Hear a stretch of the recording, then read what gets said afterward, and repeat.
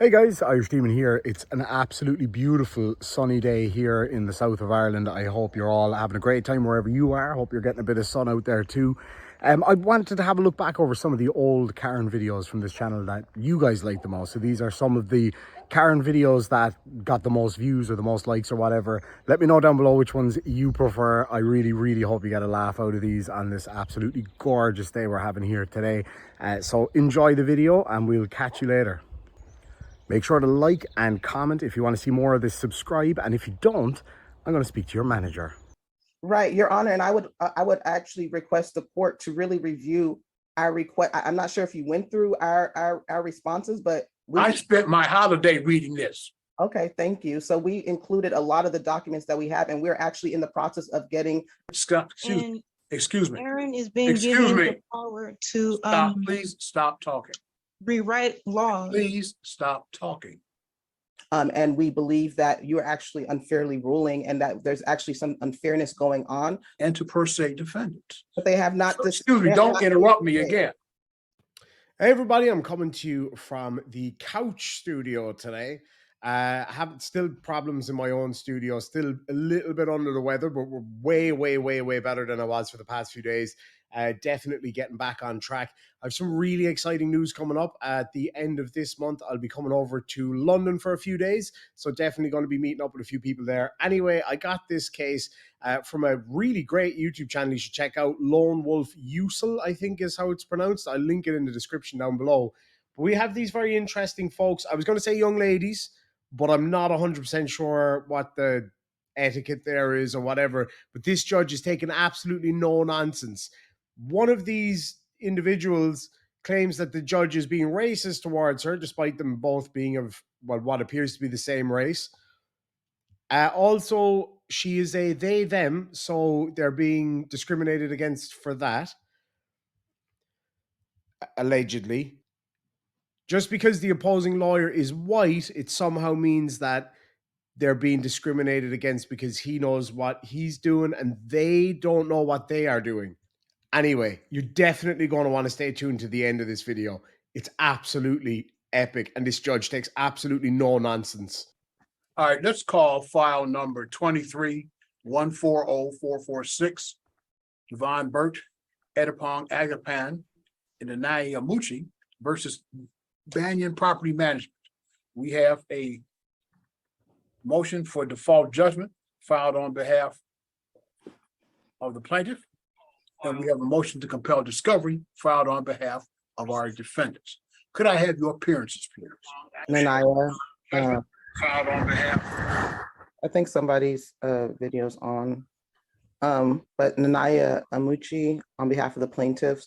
And just for the record, Your Honor, we submitted 3 motions. So we also did a motion for deemed request admitted, and then also protective order, and well, that's included in the deemed admitted, and then the default judgment. Thank you.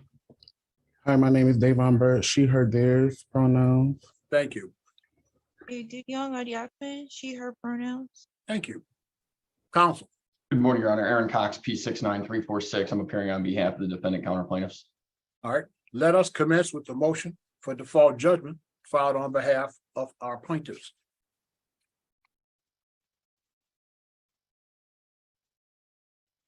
Yes, Your Honor. We filed a motion for default judgment.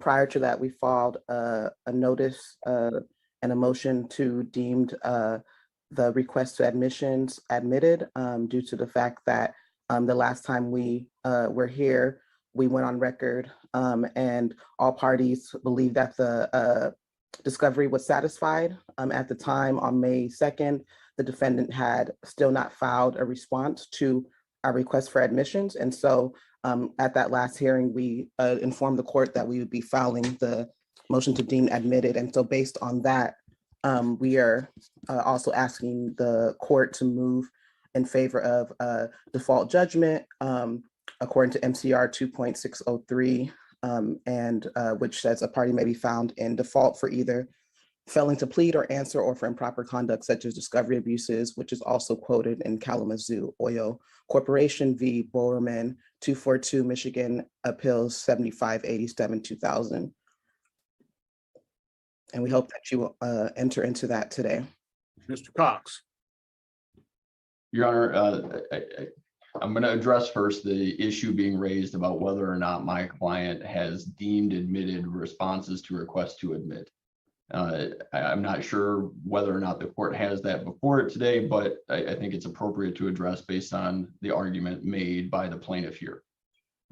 Our responses were timely served on April 19th, 2023. Those were served by first-class mail and pursuant to the court rules MCR 2.107. That service was complete the second that we put that document in the mail and sent it to the plaintiff.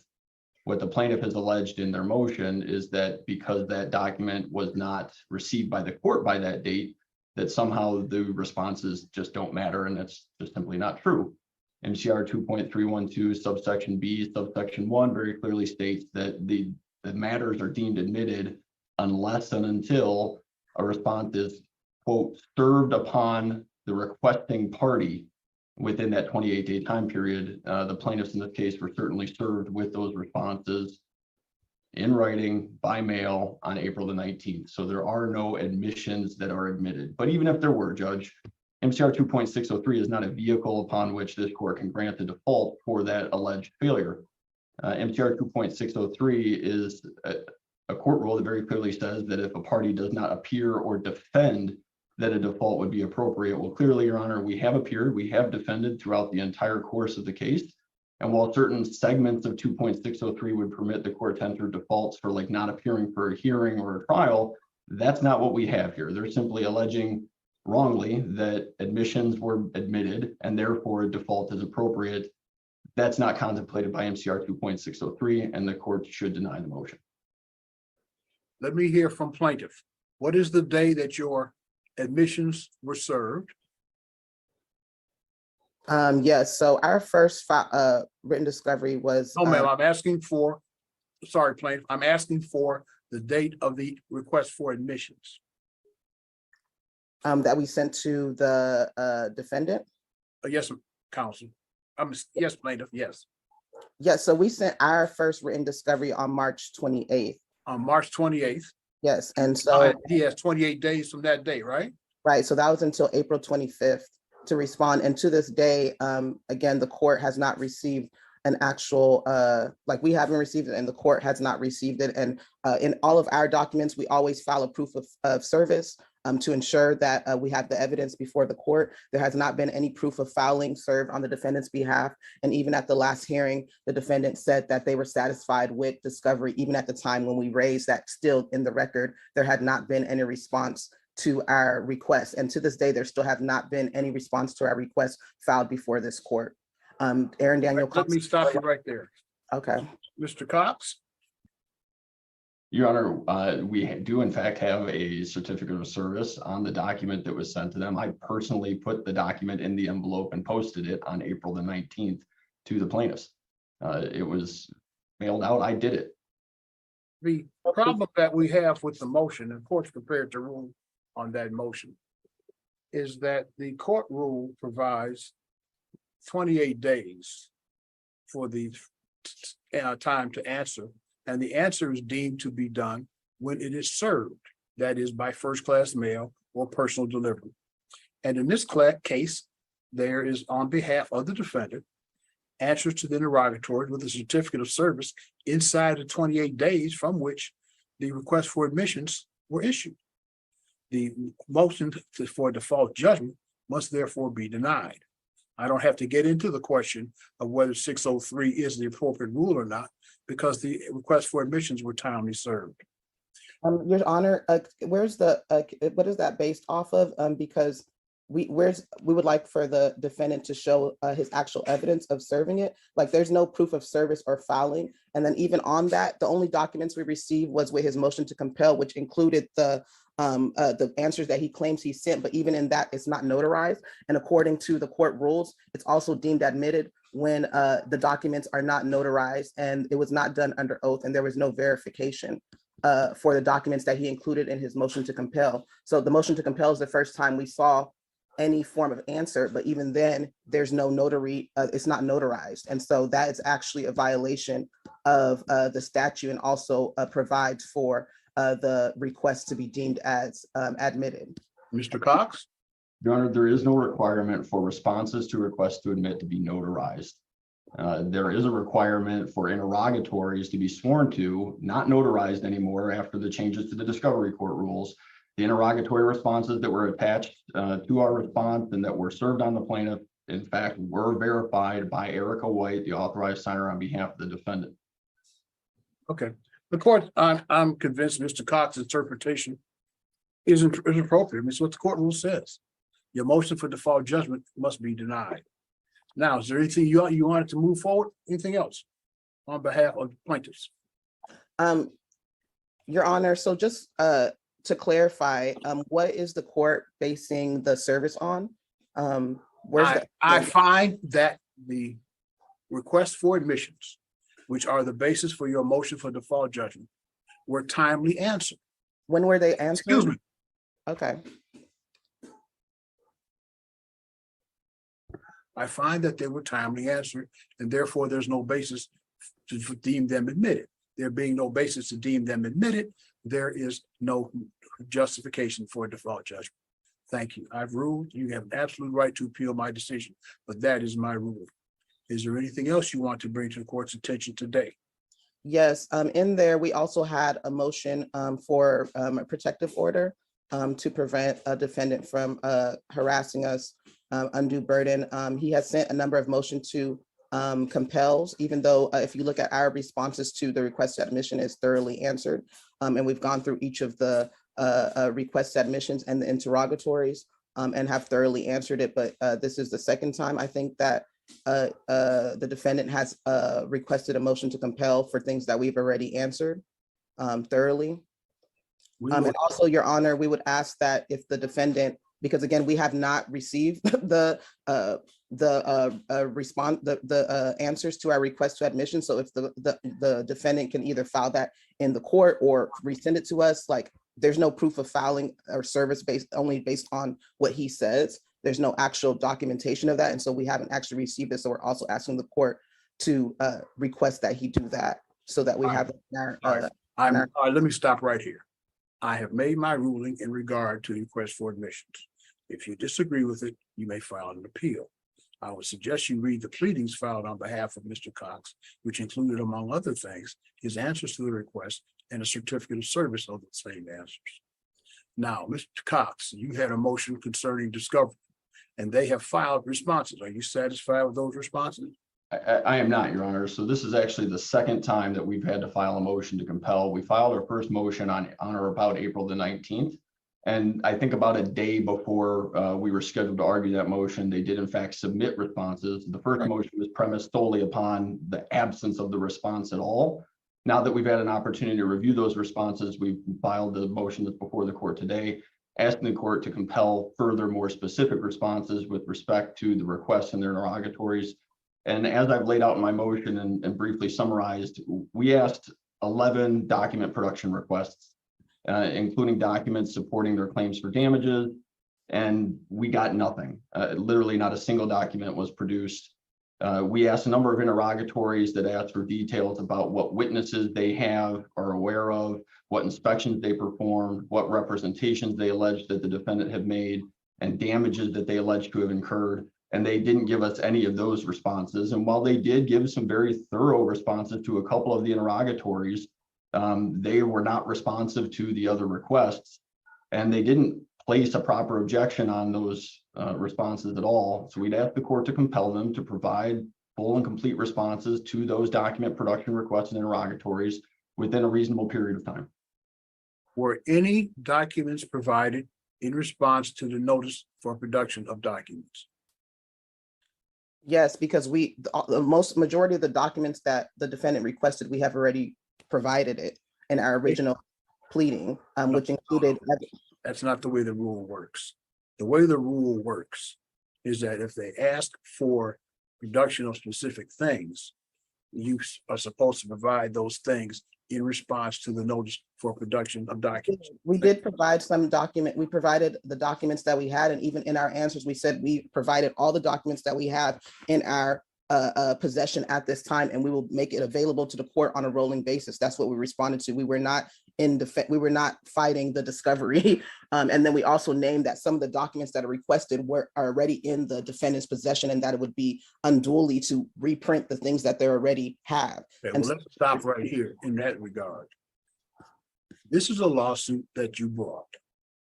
They're empowered under the court rules to defend the lawsuits using, among other things, request for production of documents, request for admissions and interrogatories.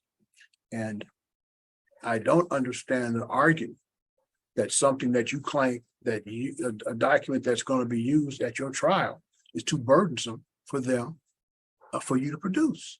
oh, well, that's because Here's he what I'm- asked for a very broad, he asked for any and all documents from the whole last 5 years. And so we said we already supplied the documents that are relevant to the last All 2 right, this years. is this And is that it would what I'm, take time for us to find those documents, where pro se documents. So we have provided a lot of the documents he requested, we provided it.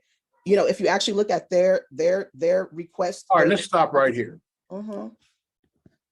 Mr. Cox, you will draft an order adjourning your motion to compel until June 27th at 11 o'clock. You will draft another order denying the plaintiff's motion for default judgment for the reasons set forth on the record. I am going to give you an opportunity, plaintiffs, to supplement your production of documents, interrogatories, should you choose to do so. If you don't choose to do so, then I'll move forward. But you've told me that you have not provided a number of documents that he requested in his notice for production of documents. Right, we've provided some of them, and the other ones we said we would provide it when they become available. But That's they what- haven't been provided. That's the point I'm making. Right, yeah, so, but So I'm here's just. what's that let me tell you how- let me- responded properly. We me responded. explain how properly this is going to the happen. request. You're Mhm. not understanding me. You brought the lawsuit. You have an absolute right to do that, but they have a right to defend. They have a Mhm. right to use the tools under the court rules, and the court rules provide they can say, show me the documents. Mhm. So what I'm going to do is I'm going to adjourn to give you an opportunity to provide the documents, supplement your responses. Because when we come together again on this, if you haven't provided the documents, I'm going to have to move in another direction here. Right, Your Honor, and I would actually request the court to really review our request. I'm not sure if you went through our responses, but I spent my holiday reading this. okay, thank you. So we included a lot of the documents that we have, and we're actually in the process of getting inspections. We're in the process of getting a lot of the documents that they requested. So we're not trying to fight or combat the discovery. In Well, fact, I think it's the defendant who's trying to combat the discovery because they actually haven't really responded or done anything. So Okay, I appreciate your time for reviewing our documents. that's what the taxpayers pay me for. Mhm. So, Mr. Cox, do you understand the court's orders? I do, Your Honor. 2 orders. Now, the next time we're together, given that discovery is closed, and given that there's been an opportunity to supplement any, how to say this, perhaps omitted, unintentionally documents, I'm going to be very, very forward and strict on this. We're either going to have compliance or we're going to have sanctions. That's the way it's going to be. Now, what I would urge you all to do, and again, I can't order you to do anything. I would urge you to consider. Yeah, let me ask one more question. What has happened on the landlord-tenant case? All I need to know is, has it been concluded or not? It has been concluded, Your Honor. Okay, It's being appealed currently. So there's actually there's been an order. there's a bond placed on the landlord-tenant pending the appeal. What was the order of the court? Possession for the defendant? Yes, sir. Okay, so that matter is closed out. There's a I'm- bond pending the appeal, so it's actually being appealed in the. It's really, that was just information for me, because as I indicated, as I earlier declined to consolidate the cases. The court has a landlord-tenant division, and in that we bifurcate frequently two things. Possession, which is all, as I understand it, was decided in the landlord-tenant matter, and any claim for money damages, which is where we are on this file. So we will be together next June 27th at 11 o'clock. I'll be looking forward, Mr. Cox, to your orders. I'll have them over. Accomplished today. Thank you very much, Your Honor. Your Honor, I do have something to say, if that's okay, please. Identify Just a yourself, minute. please, and please say what you want to say. Yes, my name is Young. Okay, And please say what you want to say. Thank you. Yeah, so just to summarize something, this is not to really change your opinion, because you have definitely shared your opinion and we've heard you. But just to say some things for the record, as the court person is taking the court transcript.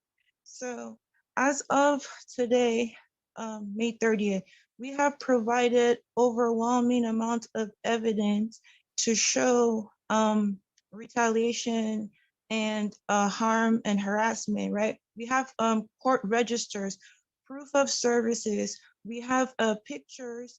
Plaintiff has even, defendants have left us to our proofs even. We've showed ample evidence, different leases. We have shown pictures of the home. We have shown email correspondence with the defendants and us. We have shown many evidence. The only evidence that Aaron has submitted to us as of May 30th to us in our home and even to the court records is the 2019 to 2020 lease, or sorry, 2021 to 2022 lease. That is the only evidence Aaron has ever submitted from the All right, beginning. let's stop right here. To this This end. is, Scott, And excuse me. Aaron is being Excuse given me. the power to Stop, please stop talking. rewrite laws. Please stop talking. I would like to avoid muting you. You will refer to him as Attorney Cox. or Mr. Attorney Cox. Cox has also harassed us, right? That's why we had the motion for protective order, because he continues to harass us. He continues to oppress us in violation of court rules when we continue to supply ample evidence. The evidence we have given to him surpasses the evidence he has given to us or the court. And so just wanting that to go on the record, right? Because yes, we have multiple court cases and multiple investigations because we are being harmed Don't fade away. oppressed. Keep talking close to the mic. You're fading in and out because you're moving away from the mic. Well, I hope the court recorder was able to write those out in the transcripts. Now, just so you know, there is no court reporter. This is a jazz recording. It is a multi-track recording, which occurs, which every time one person speaks, they're put on that one single track. So there's a track for you, there's a track for Mr. Cox, there's a track for each of the plaintiffs. So when if you decide you want a transcript, there won't be any of the blurring that you frequently get with court reporters when several people try to speak at once. We're on the JAV system and have been all the time. Anything else anyone else want to say? It's still being recorded and we'll try to get the transcript, but we'll also still argue it in the appeal for sure. Because definitely we have ample evidence. We have supplied to Aaron Cox and proof of that evidence, and he has supplied no evidence whatsoever and also has answered to our stuff late. And that is in the receipts that we have provided to you over and over again, and that we have, and that we will continue to produce, right? All right. Your appeal is not of my decision because now you have an absolute right to appeal any decision I make, including the two decisions I've made today. But your appeal is as to whatever it is that happened or did not happen in the landlord-tenant division. All right, we'll talk to everybody again, June 27th. We just want to, one more thing. Please. Yes, so, in the pattern of what we've been discussing around the unfairness and the inequality and the injustice of this court, just want to reiterate that my co-plaintiff said that the only thing that Attorney Cox has ever supplied has been a lease. And we believe that you are actually unfairly ruling and that there's actually some unfairness going on. There's a lot of rules that we have mentioned today and mentioned in our briefs that continue to be disregarded before this court. And we just want to, again, put that on record that we are being treated unfairly. We are pro se plaintiffs. Aaron Daniel Cox is being paid hundreds of dollars an hour to represent defendants and continues to, and has a whole law firm of people who are researching, who are supplying things, and he's never to this day filed a proof of filing. It's required by this law, by the court, to file a proof of filing, but you're basing things based on his words. But he will not file a proof of filing before this court. Everything that we have filed and gone before this court and filed a proof of filing so that we can say, actually, it was served on this day. We're not just depending on our name and our say as an attorney or as a man or as a white person.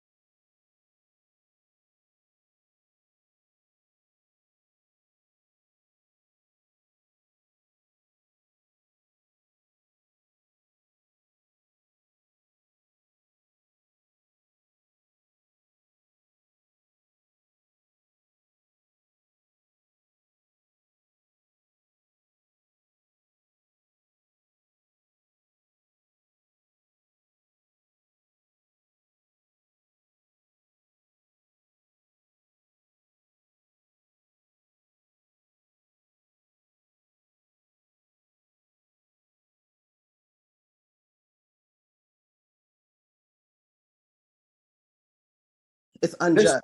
All right, I understand your objections. Again, you have an absolute right to appeal any decision that I make. And I would further point out for the court rules that the court rules apply equally to plaintiffs and to per se defendants. But they have not. So, excuse me, don't interrupt me again. Mm. I would further point out that at least on one occasion, you told me that you were an attorney licensed to practice law in the state of California. In DC, I was once licensed in California, but my first introduction to the state of Michigan is facing an eviction. So I just got here. Now I'm having to. All right, thank you. Eviction. All right, it's very unjust. So I'm studying. I understand your object. And again, you have an absolute right to appeal any decision that I make.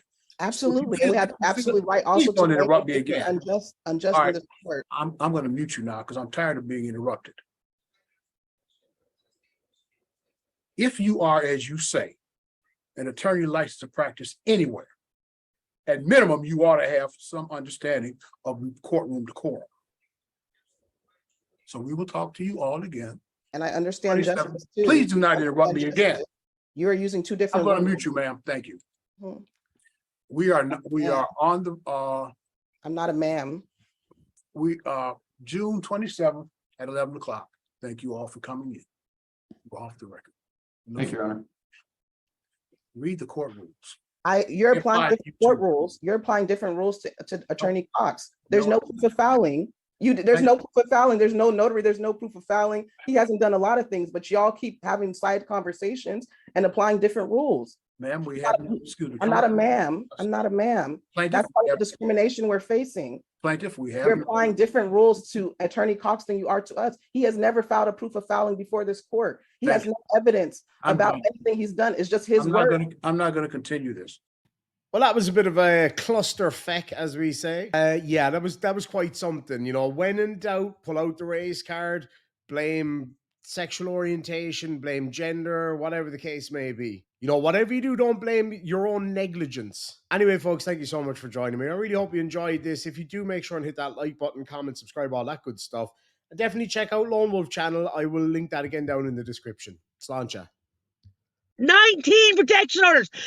19. 361. I am as confused as all of you are about to be by this whole thing. This is without a doubt one of the single strangest protection order hearings I have ever heard. Let's just say somebody in this was barking up the wrong tree, barking up the wrong dog. It's really, really messed up. If you're currently having your lunch, do me a favor, just push it away from you. Ms. Gum, I see you're there. You've got 3 matters. Ms. Gum. So we'll take them independently. First off, case number 23361, Michael Dominguez. Were you able to get notice to him of today's hearing? I dropped the papers off at the sheriff's office last week. Right. Did you check back with the sheriff to ask if they served him notice? They haven't yet. Okay, so what we did receive was that an Angel Evans was unable to make personal service on Mr. Dominguez. And Angel Evans is, who is that person? It's an incomplete, hasn't signed off. I don't know who Angel Evans is and didn't sign off on the document, so I can't accept it as an affidavit, but they were unable to give personal service to Mr. Dominguez. Is that someone you know? No, I dropped it off at the Mason County Sheriff's Office. Okay. Let's see. Unless that's one of the deputies, but it wouldn't really make sense if they didn't complete the paperwork. Huh. I agree. So there's Corporal Rowe, though. All right, as to the Tolliver matter, 23362 is Robert Tolliver is the person. Let's see. We've got something back from a Corporal Rowe.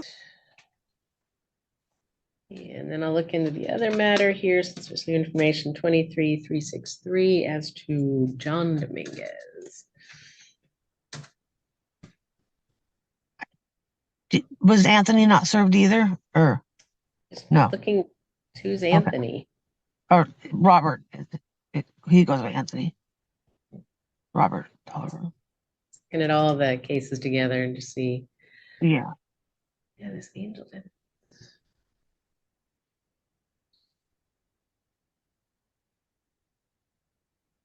Okay, and so John Dominguez was not served. Angel Evans did finally complete and says with Mason County Sheriff's Office unable to do personal service, no service attempts, it says.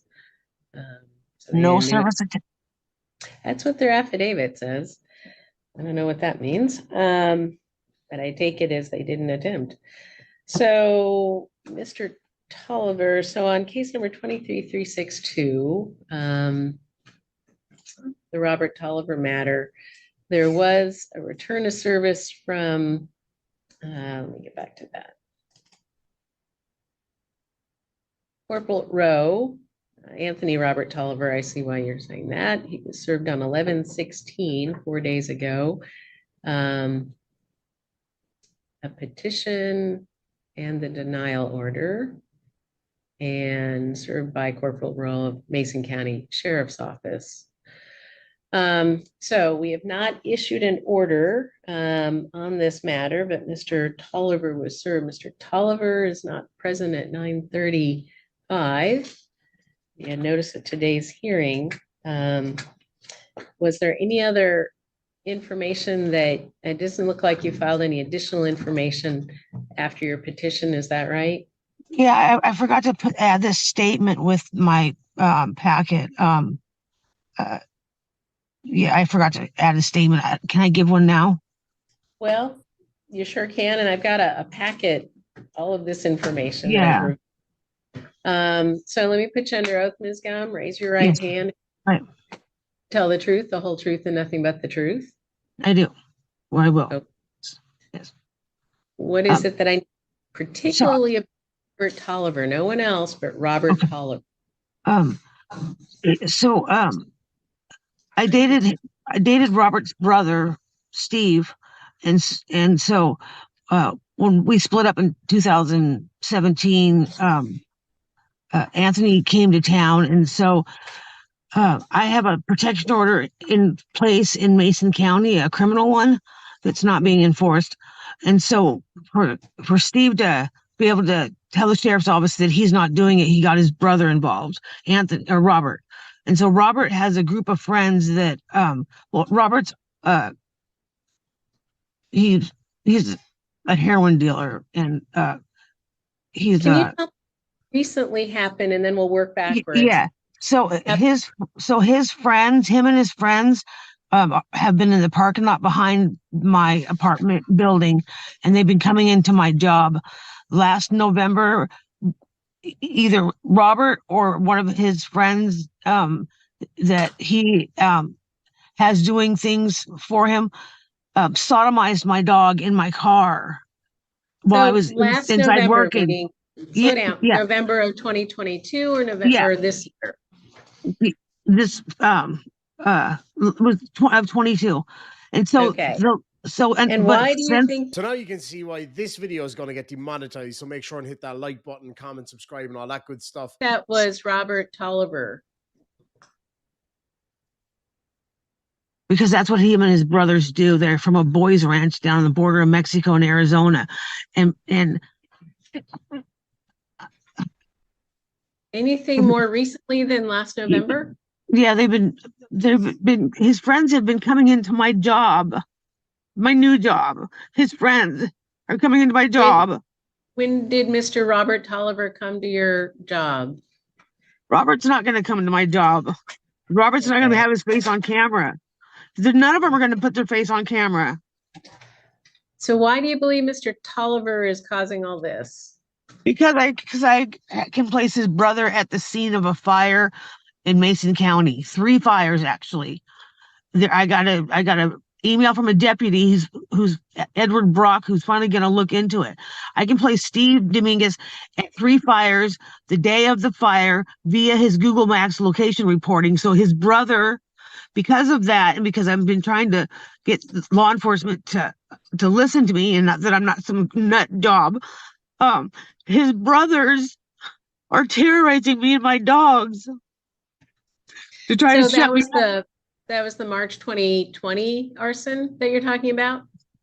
There was 3 fires in 2017, and then on March 19th of 2020, that was the first arson attempt, and then September 28th of this year was the last one. Somebody poured a gallon of cooking oil under the lid of my stove top, and so I turned the burner on. I could hear oil boiling, and lifted the lid up of the stove, and somebody had filled the cavities under the burners up with cooking oil. And so yeah, that was in September. This is information that you did write down and provided in all of that information. But unfortunately, this court, without more, and potentially law enforcement would provide it for you, but without more, can't find that Mr. Tolliver, sufficient evidence that he is causing unlawful harassment from what you've provided. So again, I'm denying the request for that order, but continue to work with law enforcement and see. I have applied for 19 protection orders, 19 of them. How much longer should I work with them, Your Honor? My dog, if you see my dog, he was sodomized in my car. I'm hearing you. Sodomized. I understand what you're not saying, hearing but me. the court has to work on evidence, and unfortunately, we don't have that. The Not law saying it enforcement, didn't happen. I'm just saying we don't have the evidence to a legal standard. that's the problem. can So help the problem is law enforcement is unwilling to really listen or even get out of their cars. That's the problem, is law enforcement is not willing to enforce the protection order to begin with. If they would have enforced it, then his brother wouldn't have even got involved. So Ms. Gunn, we've got 2 other matters. I'm denying the Tolliver matter. There just isn't evidence. We have denied the others, but and without further evidence presented, there's not really a basis to issue any orders. Okay. But Right. if you wanted some more time to serve notice on the Dominguez's, it looks like law enforcement did not make any attempts, at least on one of these, and the other is an insufficient document. Did you want to set those, the Dominguez matters, to another court date or not? Yes. Okay, so we'll give you more time to serve those. And so you're gonna have to follow up with, if you believe Mason County is the proper law enforcement agency, talk to them, follow up with them. We'll set a court date today. I thought me speaking what is happening is evidence. Like what evidence? Like a videotape of, like, I'm not sure what you guys are requiring. You guys are making it impossible for a victim to, you can't get surveillance of being surveillanced by somebody you're terrified of. So I'm gonna look at a court date here, Ms. Gum. Hang on, sir. See what you can do about not loading up if you can. See We where want we're at. surveillance of you being surveillanced by someone you're scared of. We don't have a 2-week. You're making it impossible. They modified the laws and they're just impossible still. There's 4 on. Okay, and we're setting from this week to the 4th. Correct. Okay. All right. Why don't we set these to the 4th? You do the 4th or the 11th. So we're looking at December 4th or December 11th for another hearing where you'd have to talk to the Mason County and see if they could serve notice on the Dominguez's. Which would you like? Uh, The 11th would you get you a little bit more time? that's fine. Yeah. All right, so we'll reset This those is the to reason December why 11th. yeah.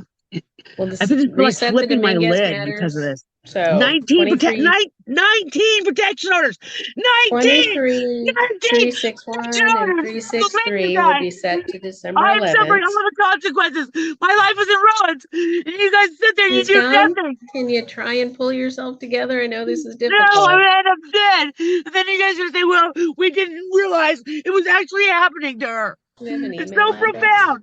So Okay. We're profound. going to email you the service packets, Ms. Gum, for December 11th.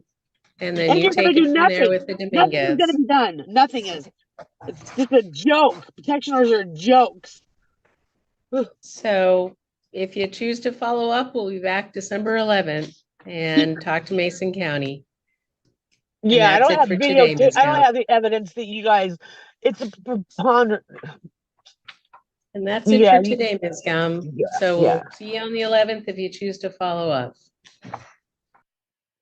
Well, that went very well. Yeah, she completely understood how the whole process worked. Like, I feel really, really bad for her and her dog if all of this stuff is true, especially the dog. Let's face it, the dog got a bum deal. That is terrible phrasing. I did not do that on purpose. I swear to you. But anyway, I do feel bad for this lady. I hope that she gets all of these problems sorted out. But anyway, folks, thank you so much for joining me. That was quite something. If you did like it, make sure and hit the like button. As in, if you like, being everybody, and welcome back. The Irish Demon here. We're doing a slightly different format today. So it's kind of like the live stream format, I guess. And today we're having a look at this court case, which was absolutely hilarious. We got the Karen over here in the bottom right-hand corner.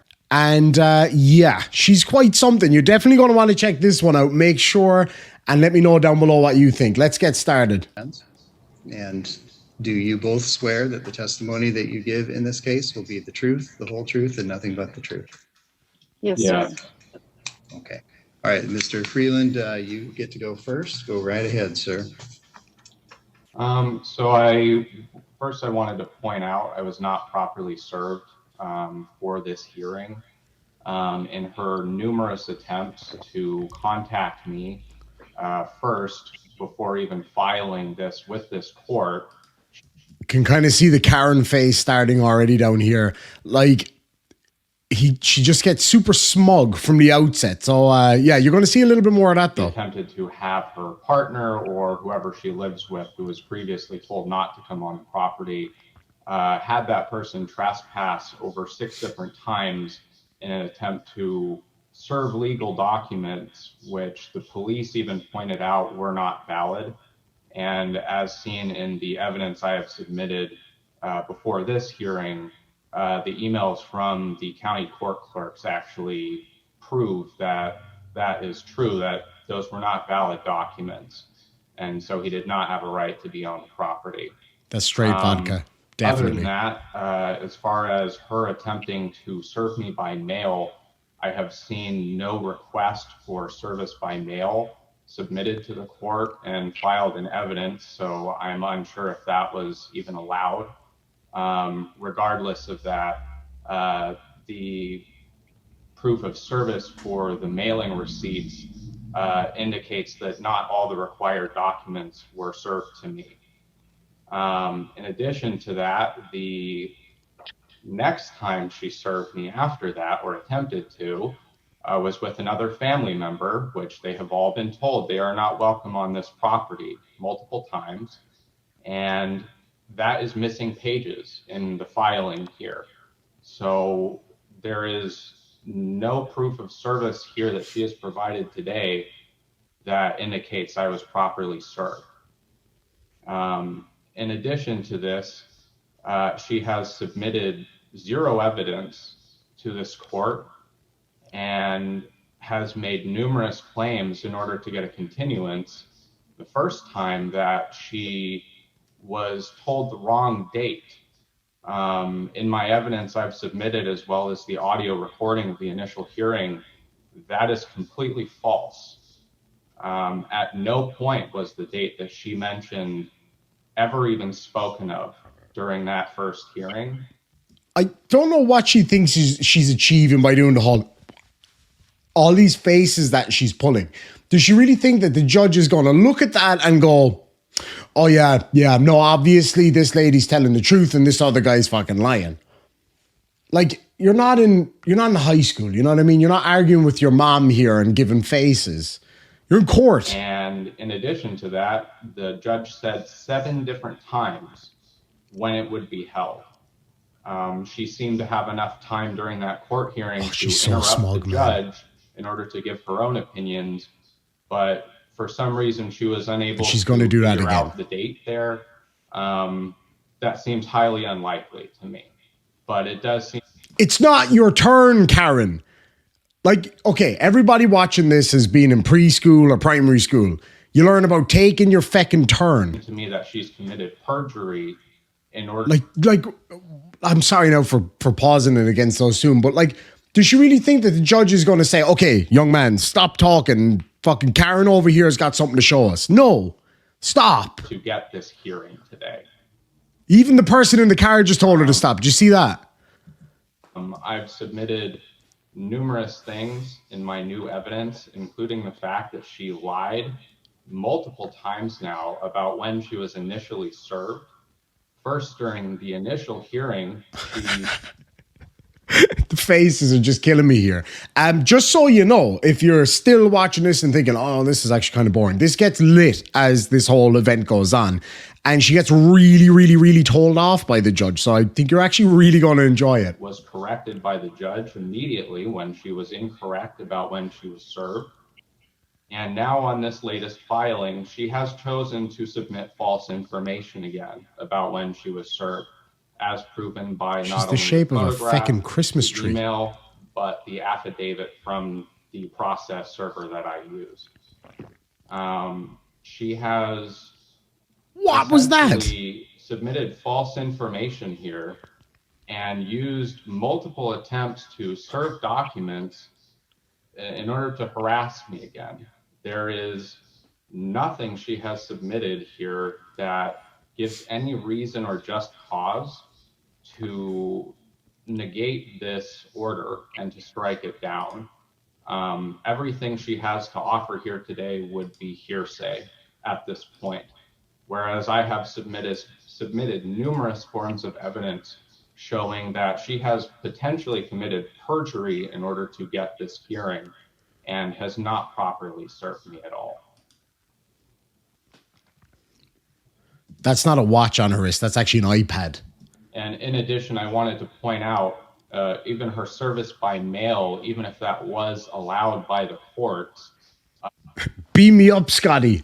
I can't, Captain. She's too heavy. She submitted. No, that's super mean. That's super mean. A proof of service for it, but that was never actually received at this address as proven by the tracking information I provided.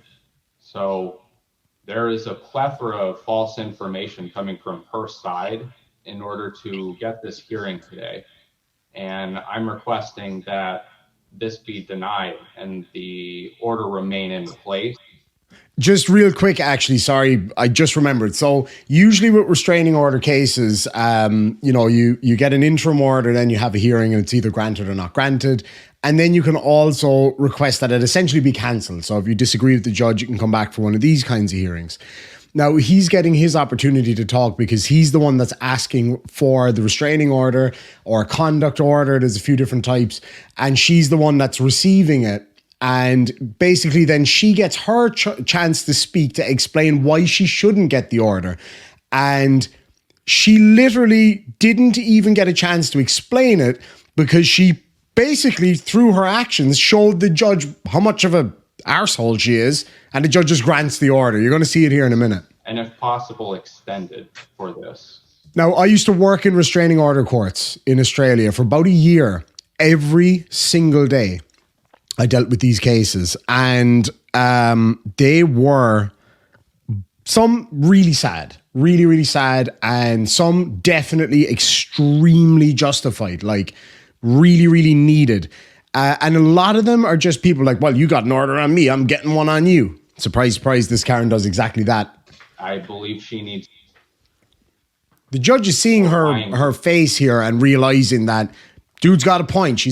Yeah. Courts in order to drag me here again with absolutely zero evidence. You can just see she's a spiteful cow. All right, Ms. Joyce. Oh, here we go. This is where the fun begins. You can tell me your side of it. And before you start, I'm going to tell you, you don't need to address the issues of whether this case should be here for a hearing. That decision was already made based on the pleadings by Judge. She's not even listening. Hoffman, She's so we proving here, what the guy's saying to address the merits of it, and there's no need to readdress that, because I'm not making a decision here as to whether or not Judge Pro Tem Hoffman made the right decision. The decision I'm making is whether the order remains in place or not. So, Ms. Joyce, go right ahead. Oh, this is so good. Cool. You could give him his order, and you could give me an order against him as well. That's not how that works, Karen. That's not how that works. See what I mean? That's that whole kind of retribution kind of shit. That this whole like, well, if he's getting an order, then I'm getting an order. No, you don't need an order. You don't need an order against him because he's not harassing you. You're harassing him. Okay, that's what I want, and that's what should be happening, because he's falsely accusing me of all these things when I have paperwork and emails from all of the people that work there of all of my stuff. And why would I write down May 30th if the judge didn't tell me May 30th? I could literally right now write down Judy is a Karen and say, well, why would I write that down if I didn't think that back then? No, I wrote it now. You can write that anytime. Also, that just means you wrote down the wrong thing, Karen. You wrote down the wrong thing. Okay, but I don't care. Give him his order, keep his order. I have a 12-foot fence or however big it is, so he can stay on his side. He can live his life, continue wearing dresses. I don't give a shit. Continue wearing dresses. So here's the deal, right? If this person, this gentleman here on the bottom left, wants to wear dresses, it's a free country. He can wear a fucking dress if he wants. He could wear an upside down dress and high heels on his hands if he wanted to, and do a big fucking handstand in his back garden if he wants to. He doesn't need Karen's permission to do that. She just said that to try to make him look bad, but what she actually did was make herself look bad. Makes herself look like, I don't know, a bigot or whatever. I don't care if somebody wears a dress. I don't give a shit. That's none of my business. You got a 12-foot fence. Stay on your side and mind your damn business, Karen. Fence or however big it is, so he can stay on his side. He can live his life, continue wearing dresses. I don't give a shit. Like, I'm so mad that he thinks that he can get away with all this stuff. This judge hates when people swears in court. Sorry, I'm so mad that he's sitting here saying that I want I'm a liar. you to stop right there, Ms. Joyce. I want you to stop right there and take a breath. I don't think she can. All right, I see where this is going. And this is what I'm going to do. I am going to leave the order in place as issued by Judge Pro Tem. And then, Ms. Joyce, to address the issue that you brought up, which is that you want an order to protect you from Mr. Freeland, Correct. that you can petition the court for that order.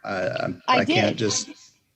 Shut up and leave the judge finish, Karen. Like, this literally what that guy said you did the last time, and now you're proving him right. Make it up at this point. You can file a petition for an anti-harassment order of your own. I did. I bet you didn't. Did. This man has been harassing me, my family, ever since he moved in. He's had my bike stolen out of my yard. But like I said, this man has been harassing me. Ms. Joyce, I'm the victim. I don't know why you don't have it. Do you have in a case number petition. for your petition? Okay, so she's saying that she did put in a petition, which the judge and the judge's system is saying doesn't exist, right? So I wonder if maybe Karen will accept that it's her fault that there is no petition. You let me know in the comment section down below. You pause right now, type it in the comment section, and I want you to tell me this. You repeat after me, raise your right hand, and say, I, and then state your name, believe Karen. Or I, state your name, do not believe Karen. I can tell you what I believe is that Karen is full of shit and Twinkies.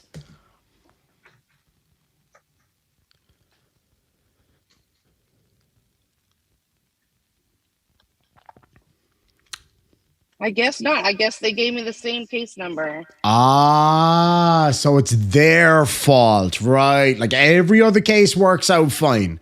But this one, the one that impacts you, is now their fault. I guess they didn't. That's not what they gave me. Yeah, this case number is Mr. Freeland's petition. And if you want a petition, you need to draft one and file it for your own case, which you're free to do. You can do that at any time. I will. I most certainly will.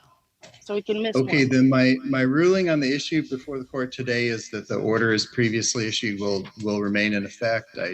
I have a question though. Could you ask him a question for me? Because you know, Miss Joyce, I need Miss Joyce, maybe, but no, Miss Joyce, Karen, shut the shut up. You got to let me finish and not interrupt me. All right. I didn't mean to interrupt you. I'm sorry. Is there another? I love how she interrupts him to tell him that she didn't mean to interrupt him. This judge is so funny, by the way. I really enjoy this judge. I can't remember the name, and he always like basically treats them like preschoolers because that's how they act. Yeah, he gives them little lessons. I've got another absolutely epic restraining order to show you guys in a minute. Context where interrupting people who are in the middle of performing their jobs works. It's no different in court. No, you sir. simply can't do it. Okay. She literally did it as he was explaining to her about how it's wrong to interrupt people. She literally interrupted him as he was explaining it. You just don't get any better than that. Okay. So the order will remain in effect. I don't see any reason to overturn the prior order, and it's being issued without objection. And it's going to remain on the same terms and conditions as it was originally issued, and that addresses the petitioner's request that it be extended. There isn't any basis for that. Cool. But I'll remind you, Mr. Freeland, that under the law, you've got the right to petition to extend or renew the order. And that's a process that you can do as the order is about to expire. And I'll just refer you to RCW 7.105 to decide when or if you want to do that. Now, Ms. Joyce, your question. I need you to ask him how he got my name, my last name, and my boyfriend's name, because I think he did it fraudulently. Fraudulently? He got it fraudulently? Wow, how would you get somebody's name fraudulently? I wonder if it's possible at all, who knows, that you might have asked another neighbor, like, hey, what's that lady's name? Oh yeah, I think her name's Karen or Judy. Yeah, Judy Joyce. What's her boyfriend's name? That poor bastard. You know, it's as simple as that. Why not? That's not the proper role of the court. I'm sorry. Okay, so he can have, okay. Okay, Karen, okay. Yeah, so the judge's job is to adjudicate on cases. In this scenario, a civil case, this is a civil matter. It's not his job to investigate or to just go, oh, he got your name fraudulently? Oh, well, yeah, we better lock him up then. What did you think was going to happen? Why not? That's not the proper role of the court. I'm sorry. Okay, so he can have, okay. All right. Damn he right did it is. Fraudulently. He did it fraudulently, guys. Lads and lassies, there was fraudulent activities involved in the gathering of her name. Through my mailbox. Prove it. So he's harassing me. He's taking video of me and my children. Who's harassing who? You're harassing him. I have no doubt about it. Let me know in the comment section. Who's harassing who? Day one. I'm gonna file. Ms. Joyce, I'm gonna end the hearing here today. Cool. Thank You you. can file if you choose to do so. Bye, Karen. So there we have it, lads and lassies. A kind of a fun one there. She was like textbook Karen, in my opinion. You let me know what you think, though. I reckon textbook Karen. I don't know what actually happened here. I don't know what the background of this whole scenario is, but I can tell you, she rubbed me up the wrong way. There's no doubt about it. Now, Mrs. Chandler, who's that? Who is that behind you? Mr. and Mrs. Chandler, who is that at the door behind you? Yeah, I'm sure you are. I am. And you know what else? I'm going to hold you in contempt if you say one more word. What, Miss Pascucci, do you pay rent even? You want to just stay on someone's property for free, and you think that's not fair? That they want you out? All right, Mr. Chandler's here, Miss Pascucci's here. Can you unmute? This is 2501036. Leon Chandler and Renee Chandler versus Kristen Pascucci. Mr. Chandler, can you tell me your name? You're muted. We'll get you going. Yeah, this one apparently has two. Ma'am, you have to get off the phone. I'm literally, you're in a courtroom. All right. Guys, I'm on the phone with my grandmother, the homeowner. Okay. Which one of you is Kristen Pascucci? Me. You are. Okay. Yeah. All right. Mr. Chandler's here. Mr. Chandler, tell me your first and last name. You need to unmute. I'm asking you to unmute. Got it? Good. Yep. Tell me your first and last name. Leon Chandler. All right. And Ms. Pascucci, can you tell me your name? I'm sorry if I'm butchering your last name. It's okay. It's Chris Pascucci. All right. So we're here today. There was a dismissal that was filed, and then there was a motion to set aside the dismissal. So we're here today. Where is Renee Chandler? She's on the phone. That's actually who the person next to me is talking to. All right. Well, where's Renee Chandler at, Mr. Chandler? She's in the house. Well, wait 1 second. Mr. Chandler, where's Renee Chandler? She's in the other room. You want me to get her? Yeah, you two both have to come into court. It's both of your motion. So she doesn't need to be on the phone with the other party. She needs to be in the courtroom. Okay. That phone can be hung up. She's coming in. Yep. She's coming in right now. I'm not. All right, if you can just sit by her, Mr. Chandler, so I can see you both. Okay. All right, ma'am, can you tell me your first and last name? Renee Chandler. All right, thank you. All right, so we had a motion that was filed. Originally, there was a demand for possession of the house. It was a termination of tenancy, essentially, and then it was set aside. The case was dismissed. Right. And we had notice of dismissal that was signed by Renee Chandler. And then we had a motion to set aside the dismissal. So Ms. Chandler, you and Mr. Chandler, do the two of you, can you raise your right hands, both of you? Do you solemnly swear or affirm to tell the truth, the whole truth, and nothing but the truth, so help you God? Yes. All right, do the two of you own a home together? Yes. All right, and where is the home that you own? Is that the one on Holland? Yes, ma'am. Do you also own a home on Tulane? No. No. Okay, so the home that you own and that is that issue in this case is the property at Holland. Right. Okay, and does Miss Pascucci still reside there? Yes. At this moment. Okay, Yeah. so she's still living there. And so this motion to dismiss the case was filed. Mr. and Mrs. Chandler, is it your position at this time that you want to go forward with the termination of tenancy? Yes. Ma'am? Yeah.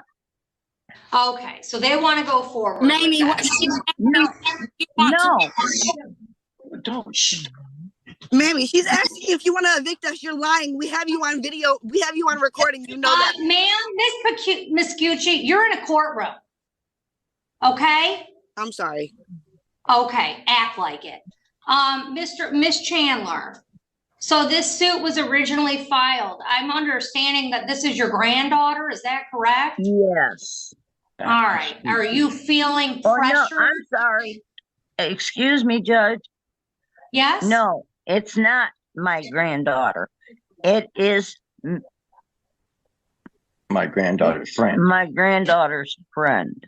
All right, Miss Pascucci. So she's not a family member. She's No. just someone that's residing at the location with your granddaughter. Yes. What's your granddaughter's name? Logan Renee McNutt. All right.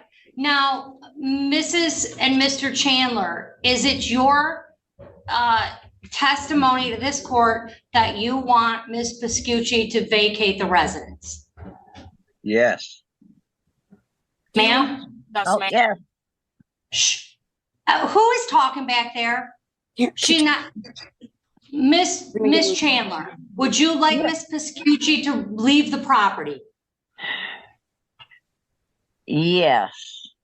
Okay, Miss Pascucci, you don't have an ownership interest. You're there as an at-will, tenant, and they're asking for you to vacate the property. Yes, I didn't know that they were asking me to vacate the property. They actually never asked me to vacate the property. Eviction notices. Well, they did because they filed these notices that there were threats against family members. It was causing havoc. And that it's happened, on more than one occasion. Excuse me, Miss. I'm not sure what your name is. I actually stay outside. My name is Judge Shackelford. I'm the judge. Okay. Okay. Yes, ma'am. I stay actually outside on their property in a trailer because I'm actually homeless. I'm trying to find somewhere to go. They know that. That's the only reason that I'm actually here. I don't even really go in their house unless it's to shower or to cook. But I actually bought a burner from Family Dollar to be able to cook my food out here. So I don't have to use the bathroom in the house either. I bought a bucket with some trash bags. So I don't even have to go in their house. I know, but you can't, Miss Pascucci. I'm sympathetic to your circumstances, but that's their property. And it's their home. And if they don't want you there, you can't stay there. Leon does not. I have voice recordings of her saying that. I don't care. She's in court. She's under oath. She's advised me that she wants you to vacate the property. Under oath, ma'am. Okay, you have to vacate the property. You have 10 days to vacate. More than that. I don't have a job right now. I need all right, ma'am, this is the law. I understand. And I don't, okay, well, I want you to understand that's the law. You have 10 days. I can tell why they want you out because you think you can talk over people and yell. You have 10 days to vacate the property.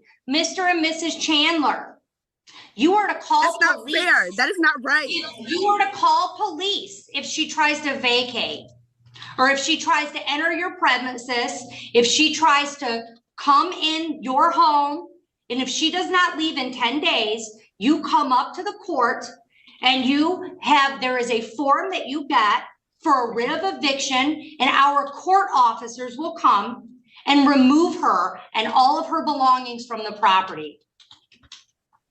Okay, Judge. Mr. and Mrs. Chandler, if she comes near you or her granddaughter attempts to convince you otherwise, the two of you are to call the police forthwith. You're to call the police. They're not to harass you. You have no obligation to keep anyone on your property that you're not comfortable or safe with. She's to remove all of her property. And it's just him. He steals from her and everything else. She's to leave your property. And you're to contact law enforcement if she comes. Do you understand me, Mr. and Mrs. Chandler? Yes. Okay, I'm signing it. You have 10 days. You can get your writ for eviction in 10 days. This is so not fair. You know what, Miss Pascucci, do you pay rent even? You want to just stay on someone's property for free, and you think that's not fair? That they want you out? That's not even it, ma'am. All right, I think she might be a risk to your safety, Mr. and Mrs. Chandler. She clearly cannot control herself. The allegations, Mr. Chandler, Mrs. Chandler, who's that? Who is that behind you? Mr. and Mrs. Chandler, who is that at the door behind you? That's Your granddaughter? No. Yeah. My granddaughter came in the bedroom just now. And she's all right, arguing and she, with my- Miss Piscucci's to leave the property forthwith. She's a threat to your safety, her and your granddaughter. Okay. Ma'am, you're to vacate the property forthwith. I find that you present a risk to these two individuals. It is unsafe for you to be at the property. She's to leave forthwith. I'm signing an immediate writ for her eviction. Yeah, I'm sure you are. I am. And you know what else? I'm going to hold you in contempt if you say one more word. Mr. and Mrs. Chandler, do you need to have your granddaughter vacated? No, we can handle my granddaughter. Okay. She's to leave the property immediately. I'll sign a writ now. Okay. Okay? If they, All right. if she comes in your home, if she makes any threats towards you, if she does not leave forthwith, you're to call the police. Okay. Are we clear? Yes, ma'am. All right, she's to vacate forthwith. I'll have the clerk bring up paperwork. Mr. and Mrs. Chandler, you can come up to the court and get your writ today. I need to fill that out. Okay, come on up to the court. All right, thank you. Okay.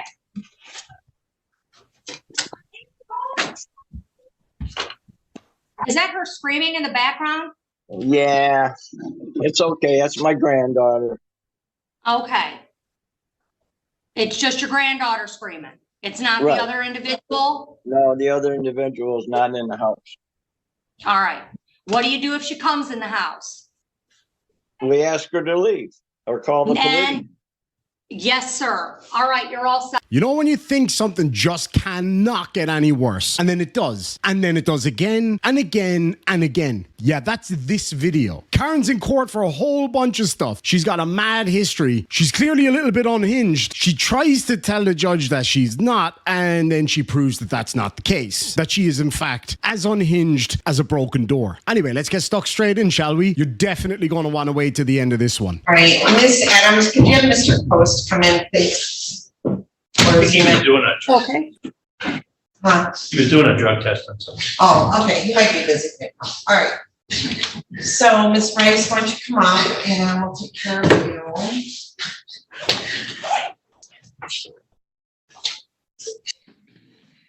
All right, this is in the matter that people of the state of Michigan versus Stalking Lynn Rice, file numbers 21-20664 FH and 22-20716 FH.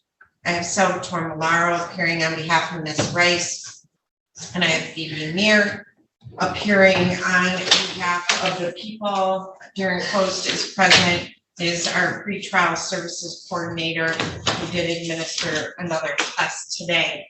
So we are here on a couple things today. One thing we are here on is a sentencing on a contempt of court, as well as a pretrial conference on the underlying file. Ms. Rice is charged with aggravated stalking, which carries a maximum penalty of up to 5 years in prison and or a $10,000 fine. We were previously set for trial, and now we are again set for, we are set for trial for August 1 for a one-day trial at 9 a.m. So with regard to first the pre-trial today, Mr. Malaro, how would you like to proceed? Your Honor, I think if I understood Ms. Meir correctly, do you want me to do it or you want to? Okay, Ms. Meir is going to tell you what we're going to do.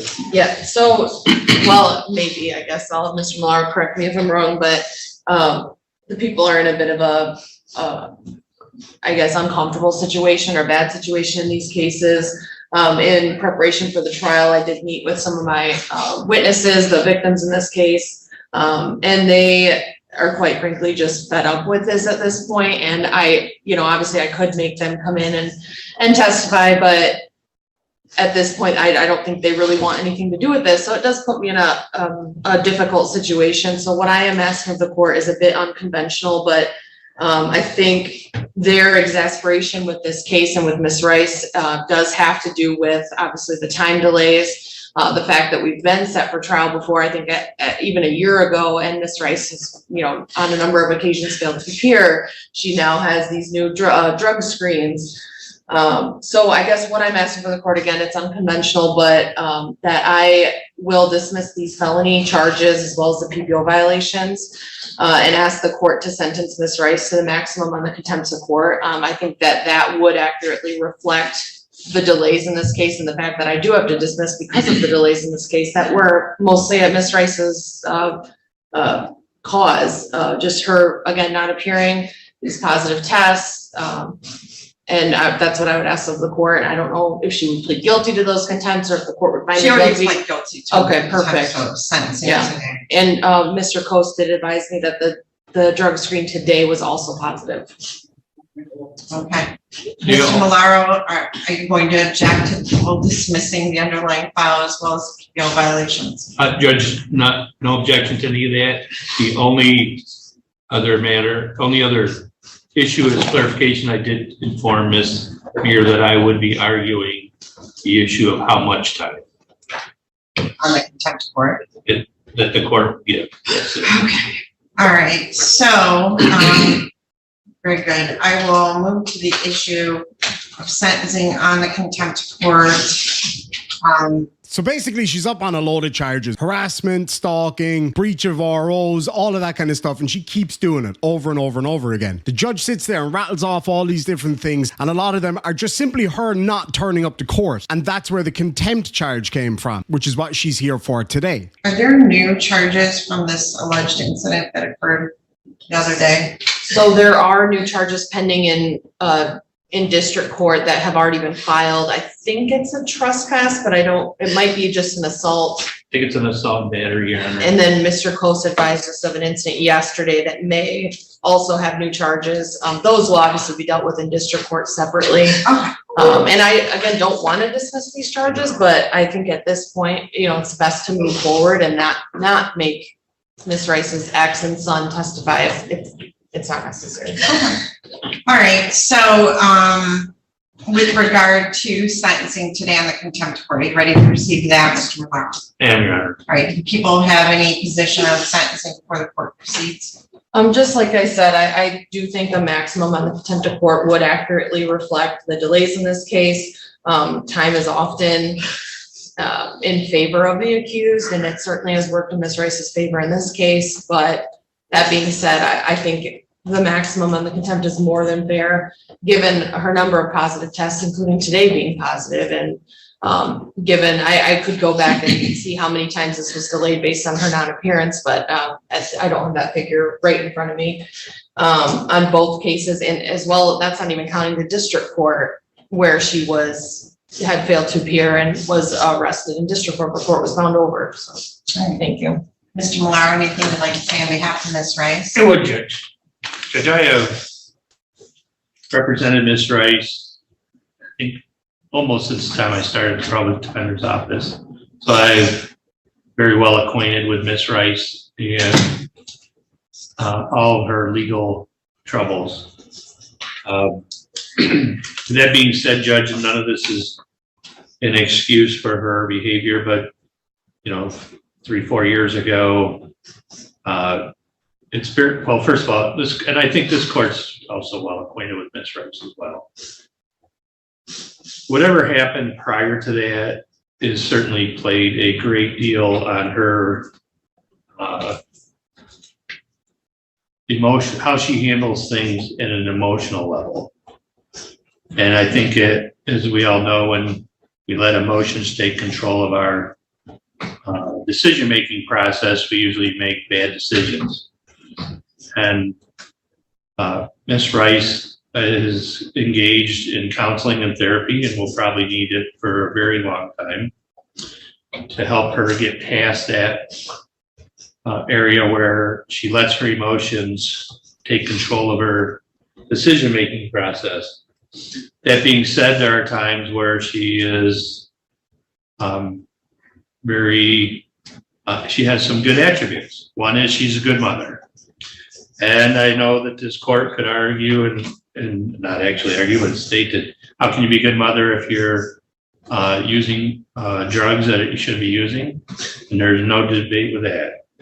But by all accounts, through her CPS case, which I handled, and through today, her primary focus for the last 3 years has been her children. She has 2. She is the primary caregiver. The fact that CPS has closed the file on her shows that she's committed to continuing to be a good mother. That was quite a while ago. About 10 months, maybe. I think it was December, October. But she has continued to make strides to getting housing, getting the services she needs. Guardian, the last time we were in on that case, had no issues with her as her parenting skills. Ms. Rice faces many challenges, Judge.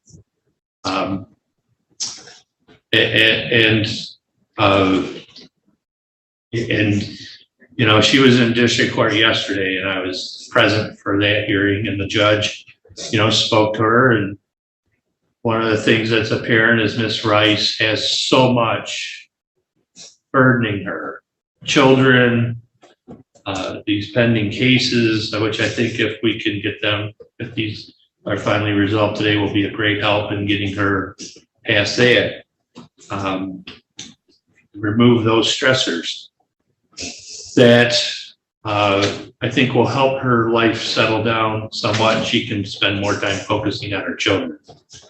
I think she tends to put too much emphasis on things and uses that as a way to justify some of her behavior, such as not appearing in court, not attending certain things. And I certainly understand the state's point of view on this and their situation. But I think this is a good resolution. I think that the longer she's in jail, the more risk her children are. And so with all of that being said, Judge, and knowing Ms. Rice and knowing that she actually has a case, she has to be in district court on this assault charge this morning yet. But I told her to come here first, and she did. I'd ask the court to use its wisdom and fashion the most appropriate and lenient sentence as to any jail time as it possibly can. That would be our request on Ms. Rice's behalf. Ms. Rice, is there anything you'd like to say on your own behalf? Yeah. This is going to be good. And then it gets gooder and even gooder. Okay, I need you to go stand at the podium for me.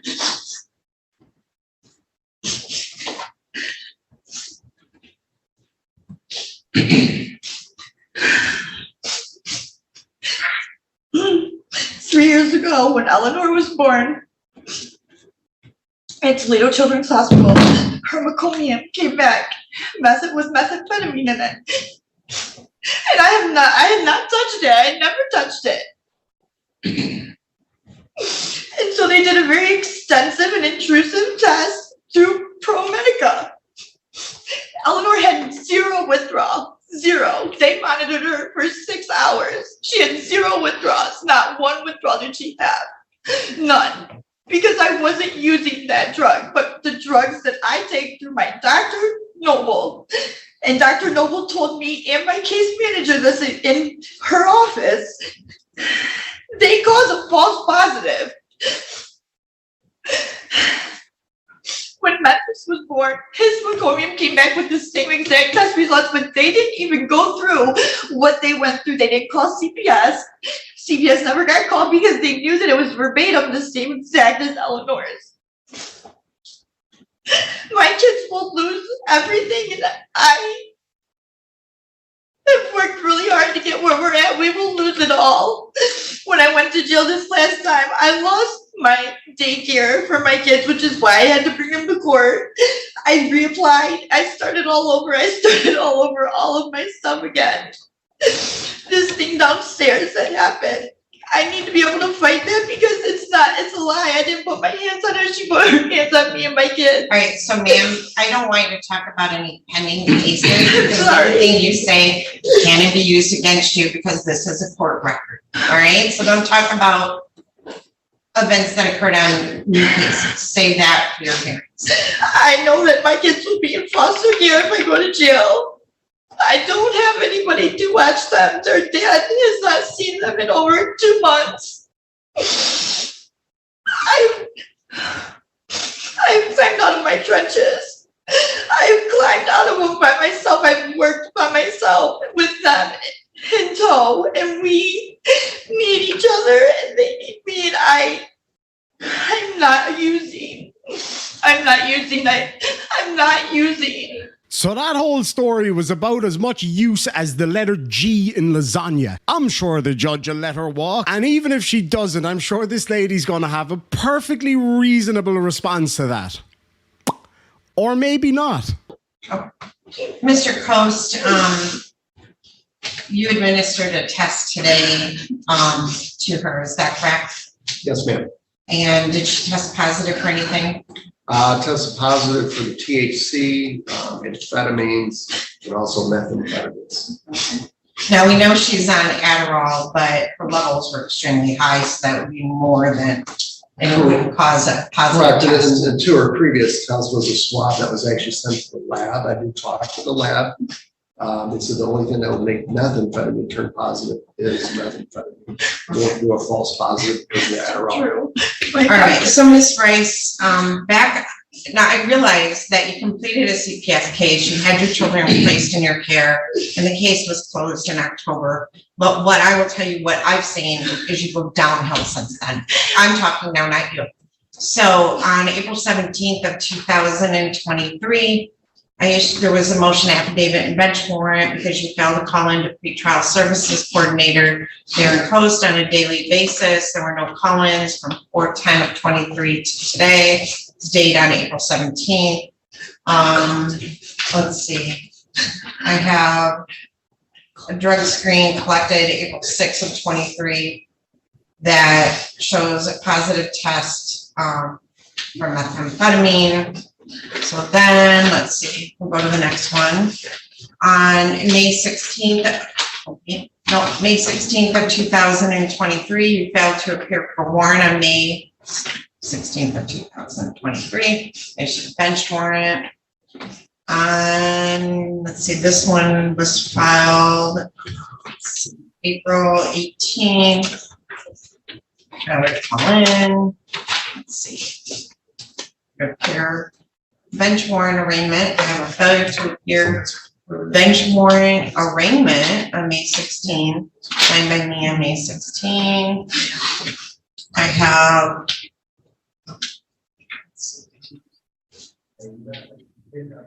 pretrial release order. You have to comply with CMH recommendations and medications. And we've got multiple tests that were sent in on a swab showing your levels are dangerously high. So, Ms. Rice, I'm talking. So, Ms. Rice, I have great concerns about your mental health, your physical health, and your just defiance from day one of the court's orders, and also a downhill spiral that I'm seeing in your behavior. Court's orders are in place, and while I have great sympathy for your trials and tribulations, I also feel that you have taken advantage of that to some extent, trying to manipulate the court. But based on just the overwhelming issues I've had for you, with you and your failure to comply with court orders, I think you got off very lucky today. She actually did get off really, really lucky. Maybe her luck's going to continue. And as I said, the judge will probably let her walk straight out the door, back to her normal life. And if not, she'll have a perfectly reasonable response. But I wouldn't put my house on it. Because the charges are being dismissed, but I am going to sentence you to court or to jail for 93 days. Please don't do my kids will be in foster care. Please don't. Please, get credit for any time you've already served. Can you please give me a try? Please, Judge, please, I'm begging you. I'm begging you. My kids are going to be foster care. I'm begging you. I'm begging you. Don't touch me. Don't touch me. I can't do 93 kills. Can I pay? Please, can I bond out? Can I pay? I can't do this. Please. You're gonna get credit. Please. This is why I don't come. You're gonna get credit. Let me go, please. No. Please let me go. Okay, but I can't breathe. I can't breathe this way. I can't breathe. I need some water. I can't breathe. Please, can I have some water? I can't breathe. No, I can't walk. No, I can't walk like this. I can't do it. I can't do it. I don't have to be like that. I can't do it. I can't breathe. You're not breathing. I'll take it off.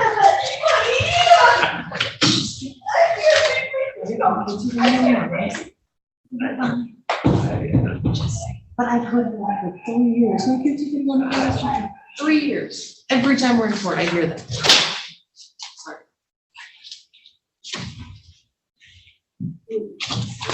Well, that seemed like a perfectly reasonable response to show a judge that you're absolutely definitely not crazy. It seems to me like maybe she didn't have enough coffee today, unlike me, who's having it from this lovely Irish Demon mug, which you can get down below. Completely shameful plug. Because this video is probably going to get demonetized, but that's okay, because this was a lot of fun. I've actually got a whole load of new Irish Demon merch that you can check out in the link down below as well. Now, cards on the table. This is all her own fault. She has nobody else to thank for this but herself. However, as a human being who has compassion, I do feel sorry for her. Obviously, she's got problems. Obviously, she's finding it hard to cope, but she simply isn't putting her kids first. It's as simple as that. So she has nobody else to blame but herself. I really do hope she gets the help that she very obviously needs. Screaming and bawling like a scalded cat is not going to get you anywhere, except into the lockup a bit quicker. Anyway, lads and lassies, thank you so much for joining me today. I really hope you enjoyed the madness. We'll catch you in the next one. Sláinte. Alright guys, there we have it. Some of your favorite Karen videos. Let me know in the comment section which one you enjoyed watching the most, which one drove you absolutely nuts,